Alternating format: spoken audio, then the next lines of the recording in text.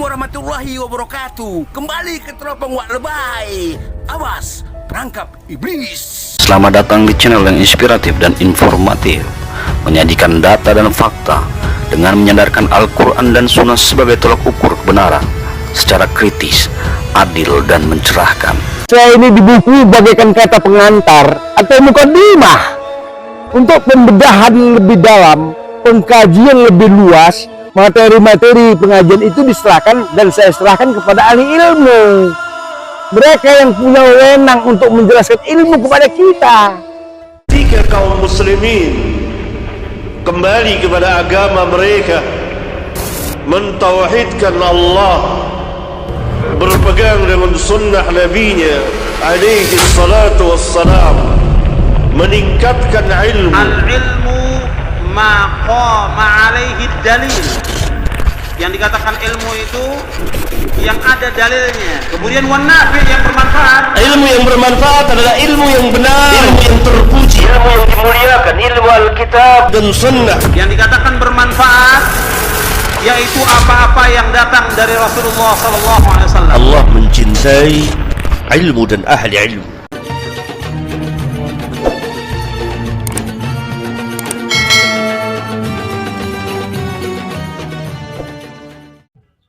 Alhamdulillahirabbil alamin. Allahumma sholli ala Muhammad wa ala ali Muhammad. Insyaallah dalam cahaya Islam, dalam keberkahan Allah taala. Kita ikuti ya kelanjutan dari episode yang lalu tentang ilmu. Masih tentang ilmu yang dibahas, dikupas tuntas oleh ulama pewaris Nabi Abdul Hakim bin Amir Abdad. Ayo kita ikuti, ayo kita dengarkan. Gunakan waktu Anda, buang Anda, agar kita tidak salah memilih jalan, agar kita tidak salah memilih guru. Kita jadikan guru itu orang yang berilmu, bukan raja dongeng, bukan yang pintar berhalusinasi, bukan yang pintar bersilat lidah. Tidak, kita nggak butuh orang-orang seperti itu. Yang kita butuhkan siapapun mereka, dari ormas manapun mereka, mau dari ormas Muhammadiyah, mau ormas Nahdlatul Ulama, mau dari Persis, Al-Irsyad, dari mana saja, apabila disampaikannya Al-Quran, hadis, itu guru kita. Itulah ulama pewaris Nabi. Mari kita dengar kelanjutan dari episode yang telah lalu. Apa itu ilmu? Abdul Hakim bin Amir Abdad. Kita harus memenuhi beberapa persyaratan dan adab-adab ilmiah di dalam menuntut ilmu.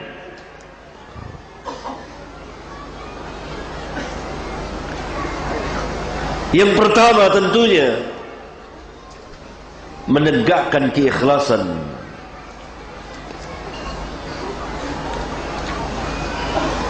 Karena amal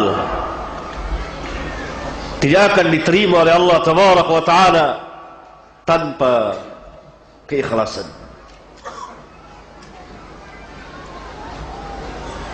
Menegakkan keikhlasan. Yang kedua, mahabbah, cinta. Mencintai ilmu, menghormatinya, memuliakannya, sebagaimana Allah Subhanahu wa Ta'ala memuliakan ilmu dan ahli ilmu. Allah Subhanahu wa Ta'ala tidak memerintahkan nabinya untuk meminta sesuatu selain dari meminta tambahan sesuatu selain dari tambahan ilmu. Allah Subhanahu wa Ta'ala perintahkan Rasulullah sallallahu alaihi wasallam, wa qur rabbi zidni ilma, dan katakanlah rabbi zidni ilma, tambahkan ilmuku. Rabbi tambahkan ilmuku. Yang menunjukkan kemuliaan ilmu. Ayat-ayat Al-Quran banyak sekali yang berbicara tentang al-ilm. Qul hal yastawi alladhina ya'lamuna walladhina la ya'lamun. Katakan, samakah orang yang mengetahui dengan orang yang tidak tahu? Qul hal yastawi alladhina ya'lamuna walladhina la ya'lamun. Samakah orang yang tahu dengan orang yang tidak tahu? Enggak sama. Yarfa'illahu alladhina amanu yarfa'illahu alladhina amanu minkum walladhina utul kitab darajat walladhina utul ilma darajat. Allah mengangkat orang-orang yang beriman di antara kamu dan orang-orang yang diberi ilmu beberapa derajat, menunjukkan ketinggian dan kemuliaan ilmu dan ahli ilmu. Innama yakhshallahu min ibadihi ulama, innama yakhshallaha min ibadihi ulama. Hanya saja yang akan tunduk dan takut kepada Allah tidak lain melainkan al-ulama. Keutamaan yang besar bagi ahlul ilm. Dan Rasulullah sallallahu alaihi wasallam pernah bersabda dalam sebuah hadis sahih yang dikeluarkan oleh Bukhari dan Muslim, "May yuridillahu bihi khairan yufaqihu fid din." Barang siapa yang Allah kehendaki kebaikan padanya, niscaya Allah pahamkan terhadap agama. Orang yang tidak paham akan agama, maka tidak ada kebaikan bagi dia. Orang yang tidak mengerti akan agamanya, bagaimana cara dia beribadah kepada Allah, bagaimana dia mentauhidkan Allah, bagaimana dia menjalani perintah Allah yang wajib, bagaimana dia menjauhi larangan Allah, maka tidak ada kebaikan bagi dia.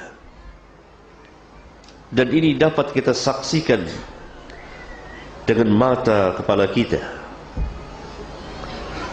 Setiap orang yang tidak paham akan agamanya, tidak mengerti akan agamanya, tidak mau belajar akan agamanya, maka tidak ada yang membedakan dia dengan haiwan, kecuali dia telah diberi akal, walaupun dia tidak mempergunakan akalnya.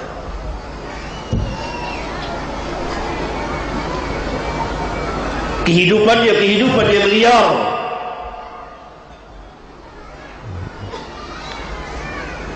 Man yuridillahu bihi khairan yufaqihu fid din. Barang siapa yang Allah kehendaki kebaikan padanya, niscaya Allah pahamkan akan agamanya.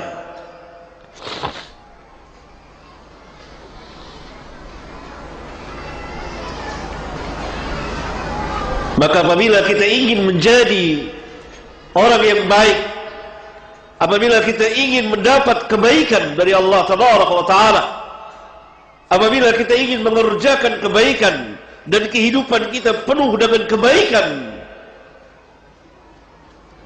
maka yang pertama kita harus menempuh jalan menuntut ilmu, sehingga kita mengetahui bagaimana cara kita beribadah kepada Allah. Pemahaman terhadap agama bertingkat, bermartabat. Tidaklah yang dimaksud bahwa pemahaman terhadap agama adalah untuk seluruh ulama saja. Tidak. Walaupun para ulama, para orang-orang alim mendapat bagian yang terbesar dari hadis yang mulia ini. Yang kata ulama, hadis yang mulia ini menjelaskan tentang keutamaan ilmu dan para ulama. Tetapi secara umum pemahaman terhadap agama, mengerti, tahu apa yang harus dia lakukan, apa yang harus dia kerjakan. Seperti tadi, bagaimana cara dia beribadah kepada Allah, mentauhidkan Allah dan menjauhi kesyirikan, bagaimana dia menjalani perintah Allah, menjauhi larangan Allah, dan seterusnya. Apa yang dikatakan oleh para ulama sebagai ilmu yang fardu ain, ilmu yang fardu ain, yang terkena kewajiban pada setiap muslim dan muslimah untuk melakukan ketaatan kepada Allah, ketaatan kepada Allah dan Rasulnya, menyembah Allah, beribadah kepada Allah, mentauhidkan Allah, beriman kepadanya. Sebatas itu. Bagaimana cara saya bertauhid kepada Allah, mentauhidkan Allah? Bagaimana saya beribadah kepada Allah? Bagaimana saya menjalani perintah Allah, seperti salat, saum, haji, dan seterusnya. Bagaimana saya menjauhi larangan Allah? Apa saja larangan Allah? Ini ilmu yang fardu ain, selebihnya fardu kifayah.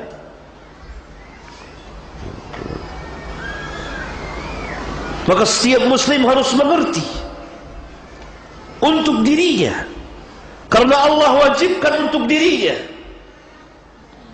Kalau dia mempunyai tanggungan keluarga, anak dan istri, maka dia pelihara dan jaga anak istrinya dengan baik dari api neraka. Dia jaga anak dan istrinya dari api neraka dengan memelihara, menjaga mereka jangan sampai terjerumus pada perkara-perkara yang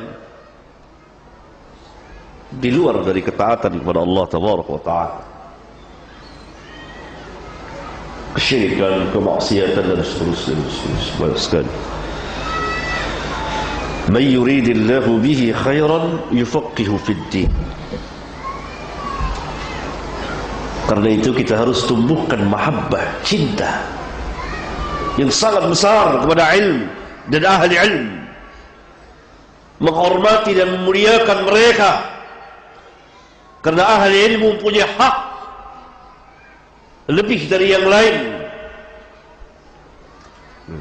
Allah Subhanahu wa Ta'ala telah memberikan haknya masing-masing, tidak boleh dikurangi, tidak boleh dilebihkan. Tidak boleh juga dijadikan Tuhan-Tuhan selain Allah, sebagaimana ahlul kitab telah menjadikan para ulama mereka, para ahli ibadah mereka sebagai Tuhan-Tuhan selain Allah. Ittakhadhu ahbarahum wa ruhbanahum arbaban min dunillah. Allah berfirman, Ittakhadhu ahbarahum wa ruhbanahum arbaban min dunillah. Mereka telah jadikan tokoh-tokoh agama mereka, ketua-ketua agama mereka, para ulama mereka dan ahli ibadah mereka sebagai Tuhan-Tuhan selain Allah. yakni mereka mengharamkan apa yang diharamkan oleh para pemuka mereka, para tokoh agama mereka, para ahli ibadah mereka, walaupun Allah tidak mengharamkannya. Sebaliknya mereka menghalalkan apa yang telah dihalalkan oleh para pemuka agama mereka, walaupun Allah Tabaraka wa Ta'ala telah mengharamkannya. Ini makna bahawa mereka telah menjadikan pemuka-pemuka agama mereka, ahli-ahli ibadah mereka sebagai Tuhan-Tuhan selain Allah Tabaraka wa Ta'ala. Dalam Islam telah ditempatkan, didudukkan pada tempatnya masing-masing, telah didudukkan pada tempatnya masing-masing, tidak mengurangi, tidak melampaui batas. Tapi ada haknya yang wajib ditunaikan. Yang ketiga, tentunya kita berniat untuk menghilangkan kejahilan yang ada pada diri kita.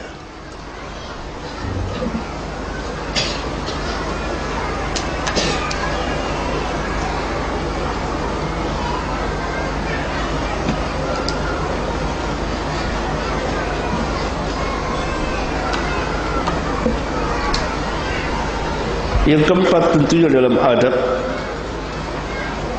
ilmiah, di antaranya banyak sekali mendengarkan, simak, tertib, jangan berbicara, sehingga Nabi yang mulia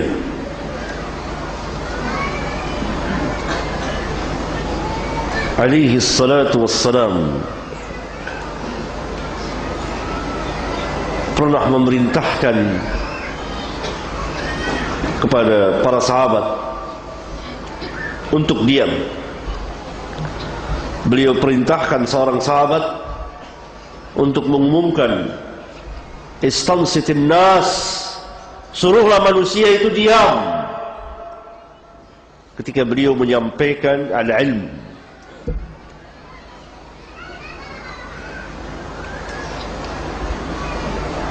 berdasarkan hadis yang mulia itu, yang diantaranya dikeluarkan oleh Imam Al-Bukhari di kitab sahihnya, dan di bagian kitab ilmu diantaranya.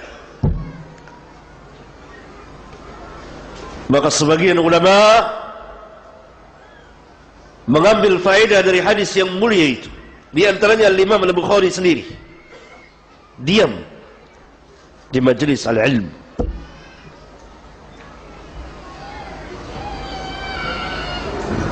tidak berbicara, sehingga ilmu bisa didengarkan dan dipahami dengan baik.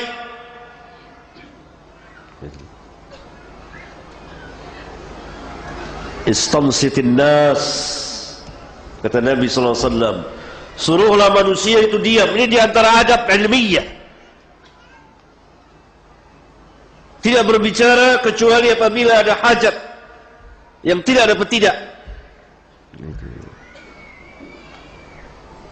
Tidak bergerak kecuali apabila ada hajat.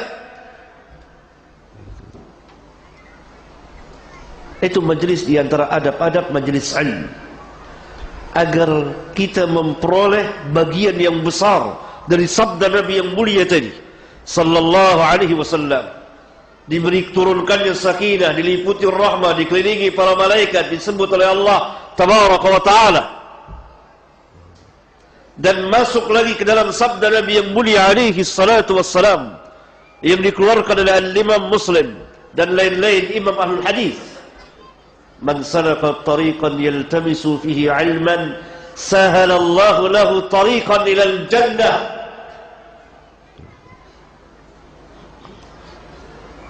Barang siapa yang menuju satu tempat, berjalan menuju satu tempat untuk menuntut ilmu, niscaya Allah akan mudahkan, lapangkan jalan baginya menuju surga. Jadi Allah memberikan taufik kepadanya untuk mengamalkan, beramal taat, amal saleh dari ilmu yang ia peroleh, yang ia dapat. Ini yang barangkali dikatakan ilmu nafi'. Sahalallahu lahu tariqan ilal jannah. Dengan rahmatnya Allah tabaraka wa ta'ala memberikan taufik kepadanya untuk apa? Beramal taat, beramal saleh. Amal taat, amal saleh harus ditegakkan dengan ilmu, karena ilmu sebelum segala sesuatu.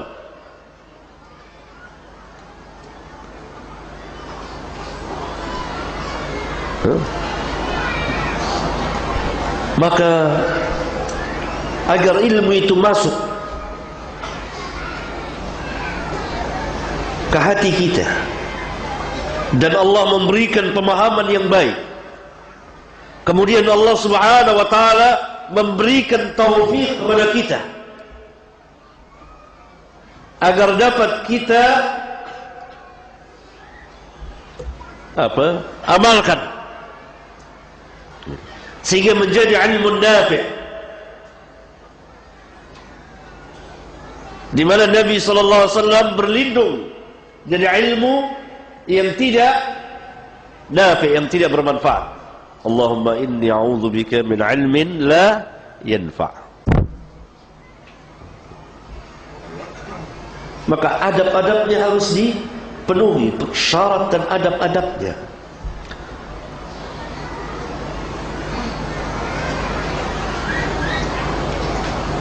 Menuntut betul-betul, bersungguh-sungguh, membesarkan ilmu, karena yang kita pelajari, yang akan kita pelajari, qala Allah, qala Rasul.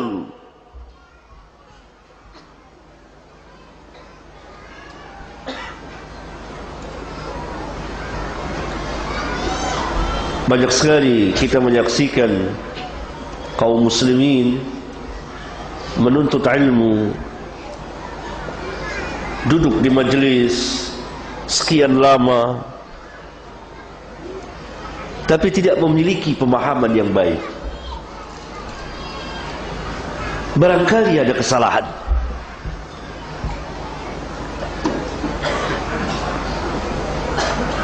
Kemudian selanjutnya yang kelima,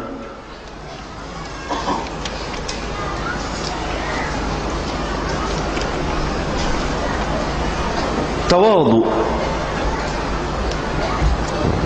Tidak bersikap sombong, membesarkan diri, merendahkan orang lain. Walhal keilmuan kita masih sedikit dari yang paling sedikit, dan cukup untuk diri sendiri atau bersama keluarga. Tidaklah kita menuntut ilmu untuk membantah para ulama, untuk berjidal dengan orang-orang sufaha,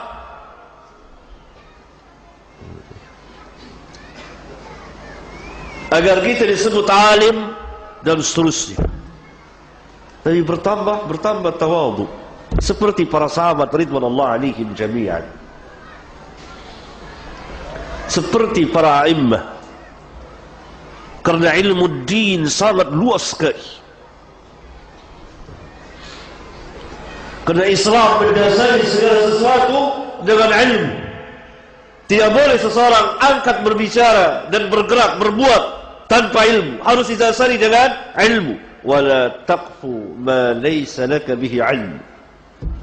Allah Subhanahu wa taala telah melarang, jangan kau tetapkan sesuatu dengan perkataan atau perbuatan yang kau tidak memiliki ilmu. Semuanya berdasarkan tegak memiliki ilmu. Semuanya berdasarkan tegak ayat yang mulia ini menjelaskan kepada kita bahwa Islam tegak dengan ilmu. Karena itu para ulama, di antaranya Syekhul Islam bin Taimiyah, kemudian Syekh Muhammad bin Shalih Al-Utsaimin, dan lain-lain para ulama mengatakan bahwa Islam tegak dengan dua perkara. Yang pertama adalah al-ilmu.